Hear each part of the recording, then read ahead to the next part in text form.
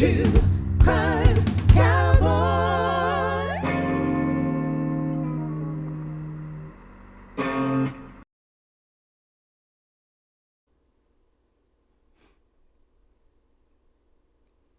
Good morning, people. Sunday morning. Got to go. My best friend and I are going later today. We're going to go to Boise, and we're going to visit another childhood friend of mine and watch some little bit of football. Is one place. And all right, this morning there's not going to be a whole lot of humor. In fact, there isn't going to be any humor. What I'm talking about this morning now, I've lost, for whatever reason, I've lost 41 subscribers in the last week. Why? I don't know. Who knows? People are fickle. I'm probably going to lose a bunch more today. Just saying. But you know what? I'm going to speak truth. I'm going to speak what I believe. As I've said many times before, my purpose was not to build a channel. And so if I lose people because I speak truth, so be it. You know, if that pisses you off, it pisses you off. But I'm going to speak truth. I'm not going to lie to you. I'm going to be honest. I'm going to be upfront. I'm going to speak what I believe is the truth. And by the way, truth is not relative. We live in a society that espouses relativism. And there's a lot of people who say you create your own truth. No, you don't. You may create it in your mind. But whatever you believe in your mind does not alter truth. Truth is truth, regardless of what you believe. And this morning, everything I'm going to be telling you is truth. Now, you can come in the comments and argue with me all you want. But guess what? It's still going to be truth. I know that this is spread like wildfire all over YouTube. The situation with Jared Lysick.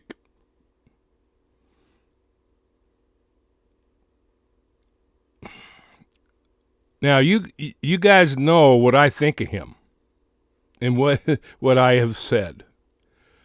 That I don't trust him, that I think he's greedy, that I think he's money hungry, and a coward.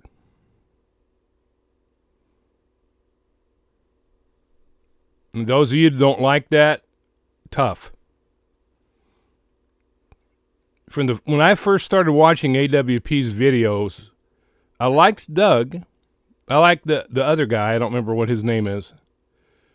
Actually, it might have been Sam, one of the other guys. But there was something about Jared that just didn't ring right with me. From the very beginning. The other guys I thought were cool.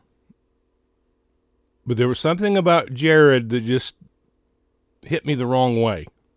I'm very perceptive. I'm very intuitive.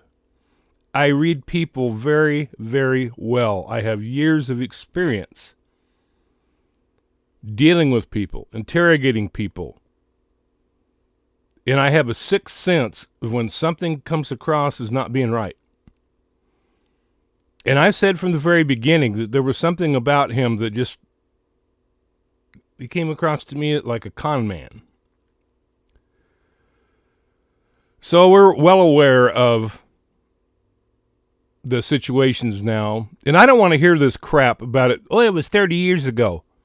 He was 17 years old. When I was 17, I very well knew the difference between right and wrong. And I would never have done anything or even thought of doing anything, especially with those who are relatives. So I don't care if it was 30 years ago or not. What that does, in fact, what we're learning now is that there's more than one victim. And this occurred over a period of time, according to the conversations that I've read. And Jared has also been indicted. He has a court appearance on November 30th. As those of you who have followed this at all know, what this does is it speaks to the core of a person. It speaks to the core of behavior. It speaks to the core of someone's character. So I don't care if it was 30 years ago or not. And I do not believe that the situation in Truckee has anything to do with this at all, period. These crimes occurred in Utah. You've got his sister speaking out. You have his cousin speaking out. And I'm sure that there will be more who will come and speak out. How many victims did Jared have? Again, I can't say this enough. I could give a crap that it was 30 years ago. It speaks to the core of who he is. I don't care what anybody says. It speaks to the core of who he is. Now, what I'm going to say from here on out is going to piss off a lot of people. But I feel very compelled to tell this story. And so, like I said, my purpose was not to build a channel. So if you want to unsubscribe because I tell the truth, go right ahead. I'm still going to tell the truth. Now, here is the situation. People who live outside of Utah, and especially rural Utah, have no idea what goes on there. And you don't hear about it because the Mormons run everything down there. They go by their own rules. They go by their own laws. And so most people, unless you've lived in an area like that and seen it firsthand, which I have, if you haven't seen it firsthand, you don't hear about it because they keep everything quiet. They keep everything under wraps. But make no mistake about it. The Mormon Church runs everything down there. And a lot of places, if not most places in rural Utah, practice the original principles that were instituted by their founder, Joseph Smith, who translated the Book of Mormon out of some golden plates in Reformed Egyptian, which no linguist has ever heard of that language. Also, nobody else has ever seen the plates. Now, when we talk about the Bible has over 24,000 manuscripts available to go over and to prove what it actually said. The Book of Mormon and its other accompanying book, Doctrine and Covenants, it's all from the demented imagination of Joseph Smith.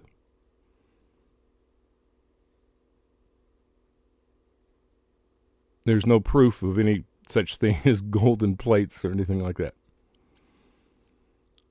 So, let me say this.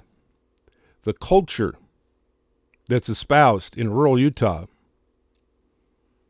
and those of you living in rural Utah, you may try to say I'm lying.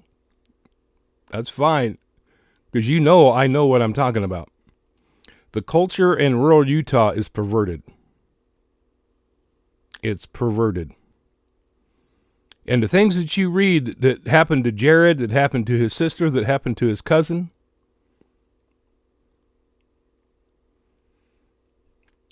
a lot of that is common practice. They are perverted. They are deceitful. They are dishonest. I had a friend who pastored the church in Cedar City, Utah, which is actually, that's where the College of Southern Utah is, in Cedar City. He pastored a church there, and so I saw firsthand a lot of the things.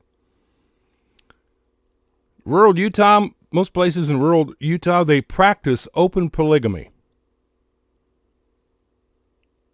In fact, it's kind of funny. When I was in Cedar City, he was telling me, we were at the grocery store or somewhere, and he says, "You see all those women and men that are dressed like Mennonites? Because a lot of areas, that's how they dress. They're polygamous." Listen, when I was living there, and this was back in 1987, 1988, there was a sheriff. He was a county sheriff. If I remember right, he had 8 wives. One thing I particularly remember is he married the latest one he married. She was 12 years old. That's sick. Flat out sick. People have no idea. If you're outside of Utah, you haven't been there, you haven't seen it firsthand like I have, you have no idea what goes on there. They practiced open polygamy, which that tells you something right there. But see, in fact, it's kind of funny. Like a lot of Mormons don't even know this. They're in Doctrine and Covenants, their book. It says basically you can't go to the highest heaven unless you practice polygamy. Now it's interesting. After they got pressure from the government, a lot of places they stopped practicing it because the government basically told them you can't do that. And so they changed. Like God changes his mind? Are you serious? Oh, by the way, according to Mormonism, God was once a man. And he kept the commandments of his God and progressed up into the level where he was made a god and got his own planet to rule over. There's a lot of things that the Mormon Church teaches that most Mormons don't even know. In Mormonism, Jesus and Lucifer are brothers on equal footing. And they teach that Lucifer rebelled against God because God chose Jesus to come to earth and not him. And that's when he rebelled and became the devil. That's what they teach. Oh, by the way, they're a money-making proposition, too. Because in order to go to the highest heaven in their religion, you have to go through the temple ceremonies, which is basically just a religionized version of the Masonic Lodge. In fact, there's a book I read that goes through and talks about how everything you see in the Mormon temple comes from Masonry. All their secret handshakes and oh yeah, they got this secret holy underwear that they wear. And it looks really uncomfortable. Oh, and guys, here's my point. All right, in order to go to the highest heaven and all right, let me backtrack a little bit. In order to go to the highest heaven, you have to go through the temple ceremonies. You can't go through the temple unless you get what they call a temple recommend, which comes from your local bishop. Now, in order to get the temple recommend, you have to keep up on your tithing. You have to donate money. And if you fall behind on your tithing, you don't get a temple recommend. Yeah, see? You wonder why they have all these big, fabulous buildings and stuff like that. They got money. They got money. Because, look, if you know, oh yeah, and I believe it's every quarter, they have what's called tithing settlement. And so you have to keep up with your tithes in order to go through the temple. Tithing settlement. So if you're behind $1,000 on your tithes, they yank your temple recommend. So you can't go through the temple and do all these ceremonies. Yeah, in order to get that temple recommend, you got to catch up on your tithing and pay that $1,000 or however much you owe in order to go through the temple. And talk about a money-making deal, huh? Woo! Money-making deal. Let me tell you a story. This is one of the many times that I've dealt with them. About 1979 to latter part of 79 to the first part of 1980, I was engaged to a Mormon girl. They're talking about getting married. But she tells me, she goes, I just can't marry you because we can't go through the temple. And blah, blah, blah, blah, blah, blah, blah, blah, blah. So at the time, I didn't know any better. So I told her, okay, I'll join the church. And so, yeah, I got baptized into the Mormon church.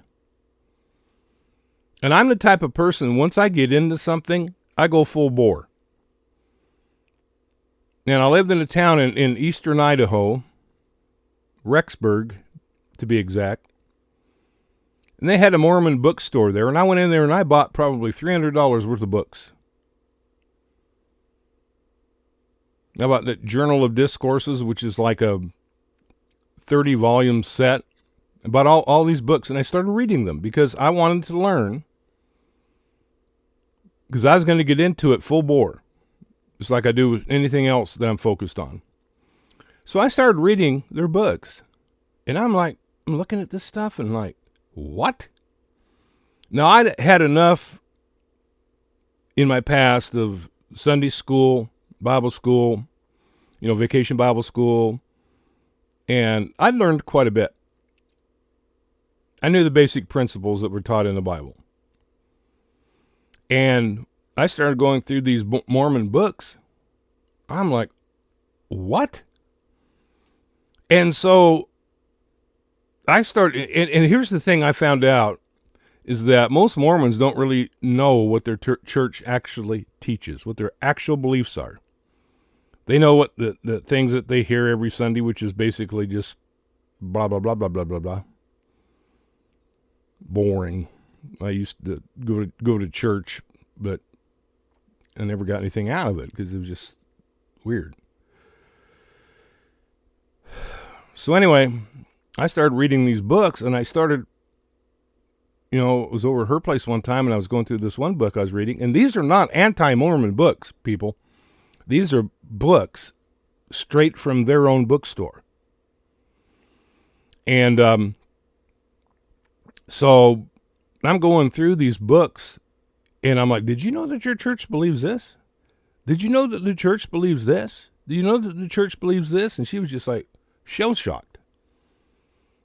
And she's like, well, that's written by somebody. And I said, no. This is not written by somebody who's against the church. This is books that I bought at the Mormon bookstore.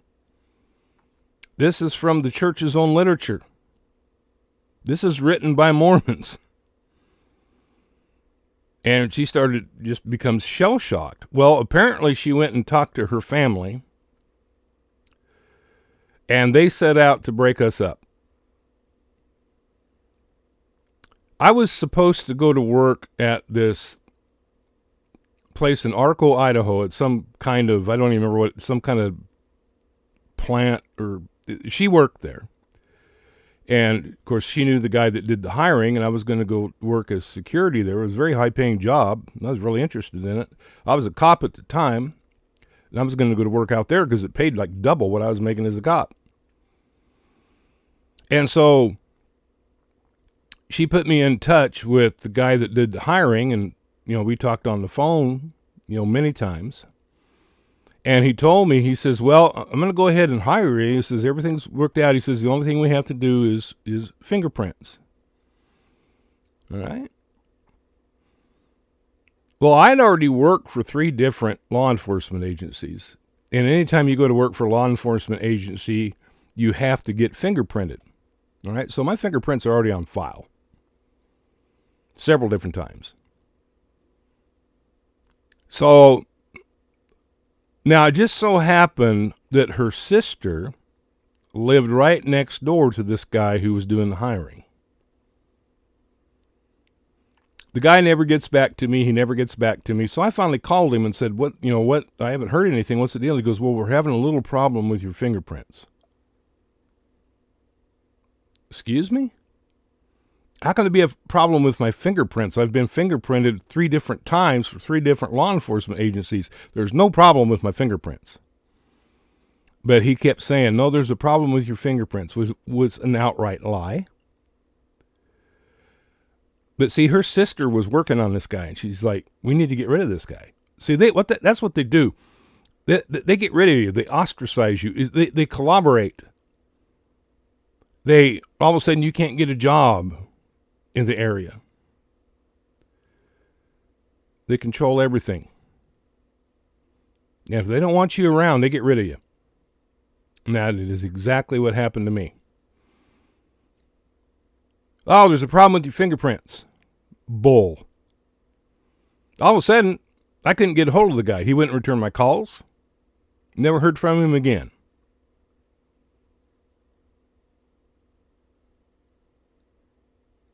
See, that's what they do. They're dishonest.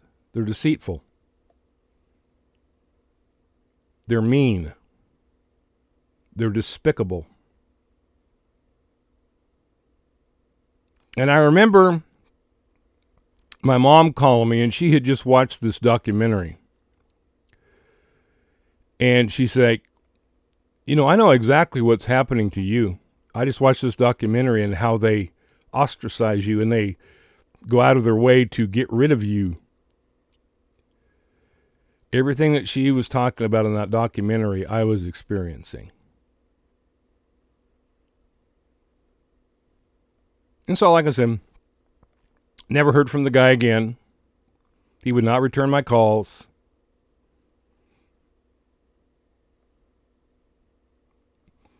Her sister made sure of that. Because her family wanted to get rid of me, because even though I had joined the church, I dared to question anything. See, that right there is the first mark of a cult. And I consider them a cult, not a religion. It may have religious overtones, but make no mistake about it, it is a cult. You don't dare question anything. If you do, there's repercussions.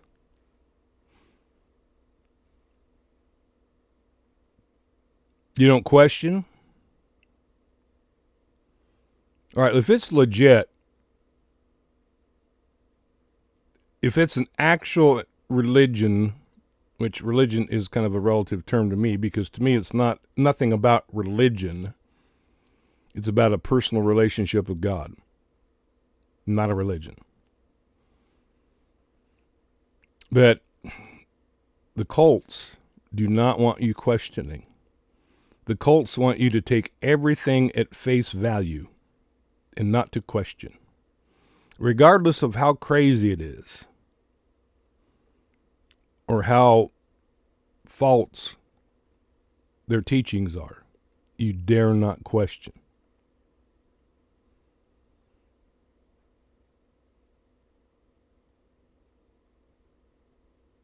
There's another story which just popped into my head and then popped right back out. Now I'm trying to remember what it was. Oh, yeah, okay, I remember. I was living in Salt Lake City. Actually went down there to help plant churches in that region. And so I was there helping out, living there. And I was living in this apartment on the west end of town, West Valley City, actually, is where the apartment was, west of Salt Lake. And I had gotten really, really sick. I had bronchitis, sinusitis, and it was pain. So I went to see this doctor. He prescribed some medication, and I got better in a couple of days. Well, some time had passed, I don't remember how long it was. It might have even been a year. I don't remember for sure. But one day there was a knock at my door. And it was the local bishop with one of his little sidekicks, Batman and Robin. Had one of his little sidekicks with him, and I answered the door, and he says, yeah, I'm looking for Kevin. I said, yeah, it's me. He said, oh, I've noticed you haven't been in church for a while. Yeah, it's going to be a while longer, too. He said, I noticed you haven't been in church for a while. Just wanting to know if there's a problem. And I said, yeah, there's a big problem. I'm not Mormon anymore. And started to explain to him why. Of course, he didn't want to hear it. And then after and I told him, I said, I'm not coming back to church. He's like, okay. So I went in and sat back down, and I'm like, that dude looks really, really familiar. Turned out, the local bishop was the doctor that I had gone to. You're using medical records for personal gain or for the church's benefit? I'm sorry, but that's unethical. And that's who it was at my door. It was the doctor that I had gone and seen. So anyway, I get this letter from the local ward saying that they're having a hearing, an excommunication hearing. They're going to excommunicate me from the church. Oh, thank you. Appreciate that. Now here's where they are total chicken shites. They scheduled to hear the hearing at 11 o'clock on a Sunday, when they knew that I was going to be in church, because our morning services started at 11. Let's do a lot of different places, 10:30, 11 o'clock. 11 a.m. on Sunday, knowing that I was going to be in church. I went and I showed it to my pastor, and we just kind of laughed, and he says, I think you ought to go. Well, at that particular time, I was a youth pastor, and I'm like, you know what? I'm not going to abandon my kids even for one Sunday for this crap. They can go ahead and do whatever, because they're not going to listen to anything I say anyway. Even if I went there and defended my position, they're not going to listen. And I knew that. Yeah, 11 o'clock on Sunday. So I said, no, I'm not going to take a Sunday off from my kids. I need to be working with them, not at some stupid thing where people are not going to listen to anything I have to say anyway. So I didn't go. And then I got a letter later saying that I'd been excommunicated, blah, blah, blah. And of course, according to them, if you've ever been excommunicated, you are an apostate, and you're going to hell.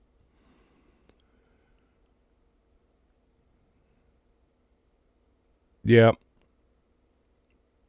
I've had many, many dealings with them. I had, when I was in college in La Grande, Oregon, I had a couple of missionaries. Well, actually, they went to the apartment downstairs, and the guys down there I knew really well. One of them was the quarterback on the football team.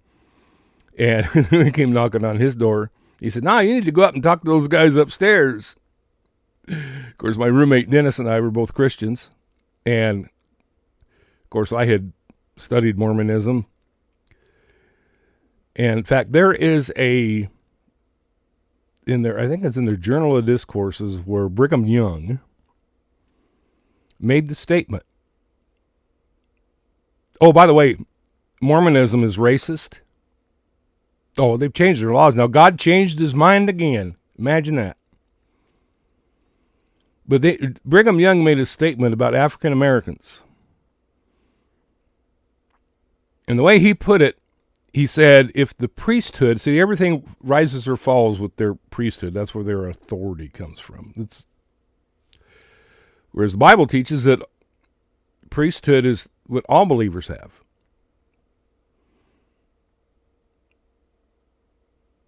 Anyway, there's a statement made by Brigham Young where he says that if the priesthood is ever given to a person with one drop of Negro blood, as he put it, the priesthood will immediately vanish from the church. That's interesting.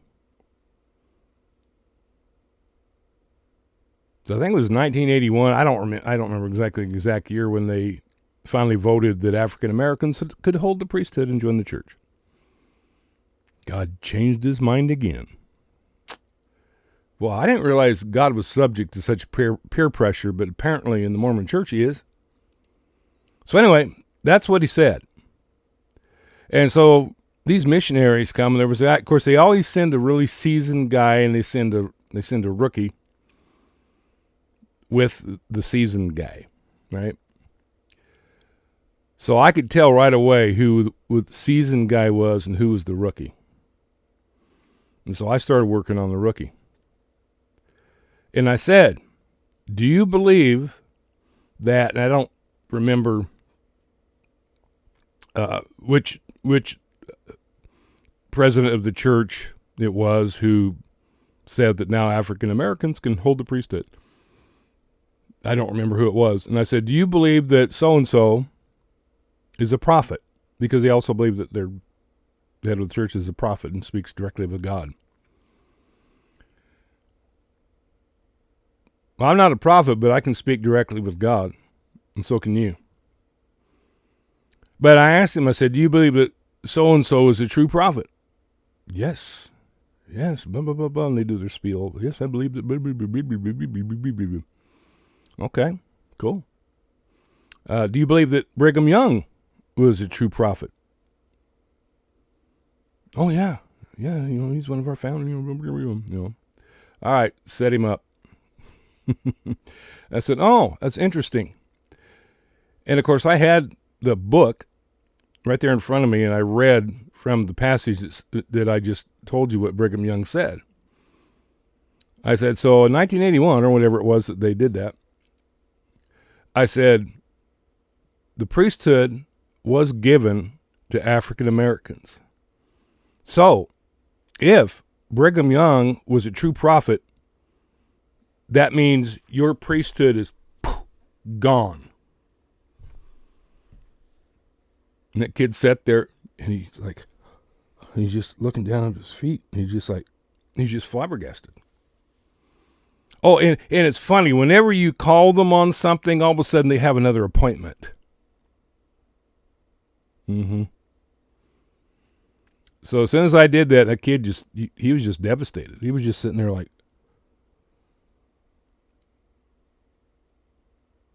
and of course, right then the seasoned guy, he's like, well, we have another appointment. We have to go. Imagine that. See, here's the thing. You don't have to defend truth. You never have to defend truth. So anyway, this guy come back, the seasoned guy, he come back the second time with some guy from the church who was like a freaking used car salesman. And he's like going off, and he's quoting all these Bible passages which have absolutely nothing to do with what he's talking about. Absolutely nothing to do. And so we're talking, so this guy didn't even mess with this dude, man. He was just like, he was an idiot. And he went, blah, blah, blah, blah, blah, blah, blah, never shut up. Guy comes back a third time with another guy. And this guy wasn't nearly as much of a rookie as his first partner. But they came back, and we're talking, and I just basically went into preaching mode. And what I told him was, I said, here's the difference between what I believe and what you believe. What I believe is Jesus already paid the price for my sins. All I have to do is put faith in that. You, on the other hand, you have to do this, you have to do this, you have to do this, you have to do this. I said, and in the end, no matter how much you've done, you never know if you've done enough. I said, that's the difference between you and me. The work for me has already been done on my behalf. You are trying to earn your way. And I'm sorry, but the standard is perfection. And you're never going to reach perfection. And you never know if you did enough. And they both sat there like, didn't never see him again. They left, never came back. Which is what I was expecting, because I told my roommate, I said, tonight when they come, I said, they're going to get both barrels. And they got both barrels. So, I understand the culture, what you saw Jared do, and what was done to him, apparently, from the conversations. It's a recurring cycle. It's a perverted culture. It's a corrupt culture. And so, while a lot of people are greatly surprised by what's coming to the forefront, I'm not. At all. And I don't think this has anything. People are talking about, truckies, the cops in Truckee are trying to shut their mouths. No, they already said they're not coming out with anything. Come on, use your brain. Seriously. It has absolutely nothing to do with Truckee. What it does have something to do with is Jared's sister and his cousin are infuriated because you saw what the cousin said. She was watching a video and she saw my ARPist, Jared. It triggered her. And she's saying that all these people who think Jared's the most wonderful thing since sliced bread. And it triggered her. Yeah, the timing is suspicious. I fully understand that. But it has absolutely nothing to do with Kylie. It has nothing to do with Truckee. Nothing.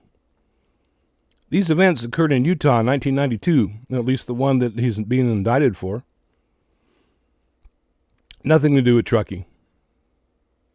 She happened to see a video, doesn't like how everybody thinks he's a hero when he did the things to her that he did. And I guarantee you there's going to be more people coming and speaking out, because according to both his sister and his cousin, there are multiple victims over an extended period of time.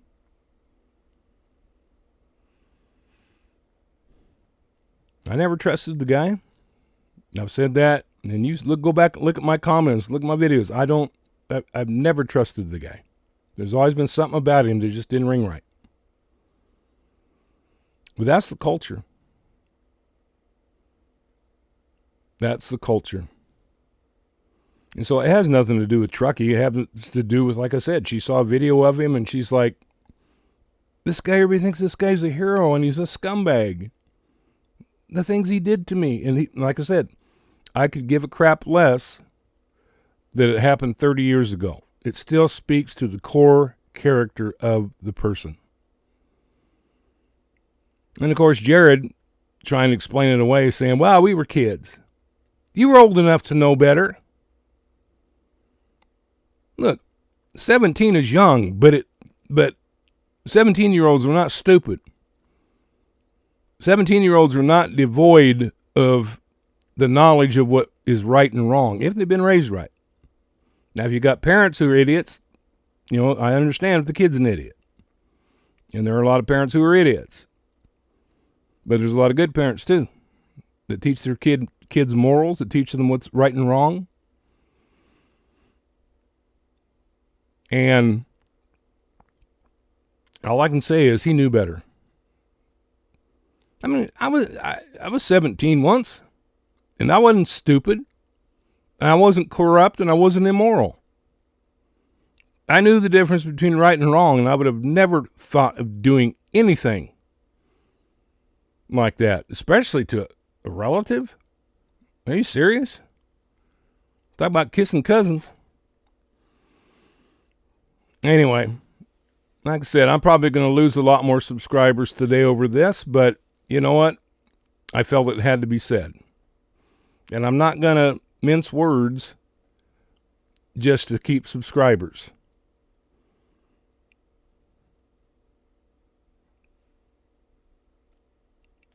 Anyway.